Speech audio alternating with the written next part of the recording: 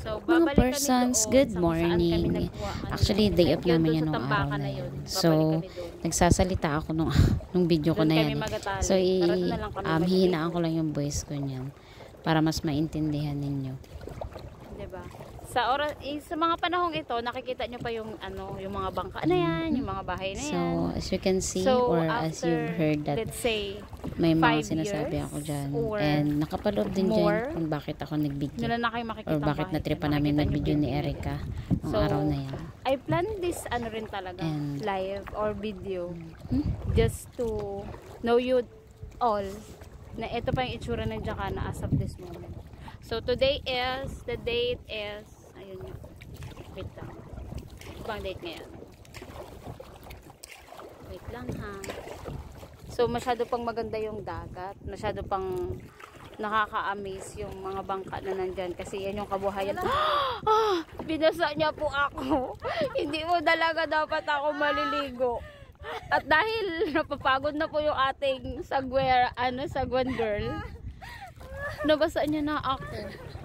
Ayun nga, nabasa niya ako nung araw, ng oras na yan. So, hindi na ako masyadong nakapagkwento kung anong mangyayari sa lugar. So, iko-continue ko na lang. So, ayun nga, yung Jacana na yan, or Purok Masikap, sooner or later, magiging isang fishport na lang yan siya. So, yung lugar kung saan ako pinanganak, kung saan ako nag-grow old, is hindi na siya ganun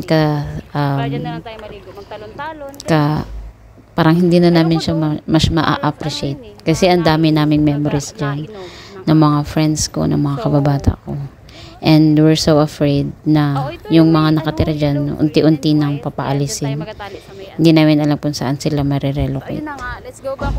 So, nakakalungkot lang isipin na hindi namin alam kung magiging free of use pa ba yan sa amin or magiging available pa ba yan sa mga taga-Jacana, kung papayagan pa ba kami ulit na mangka ng libre using na pamboat, yung mga maliit na bangka.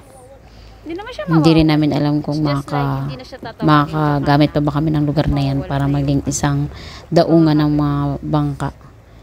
Kasi magiging na siya government na siya, or magiging under na siya ng government. So, hindi na siya public, for public. It's gonna be for private already. So, ayun nga. Hi guys! So, yan. Yun na Ayun, pabalik na kami niyan. Pauwi na nga kami at wala kaming napala. Kasi ang lakas ng hangin at ang lakas ng alon. So, yung kasama ko masyadong tatakutin. Baka daw may buhaya dito sa amin. Pero okay lang, at least na-experience niya. Diba? Pabangga na naman kami ngayon sa Yes. Thank you for watching. Bye!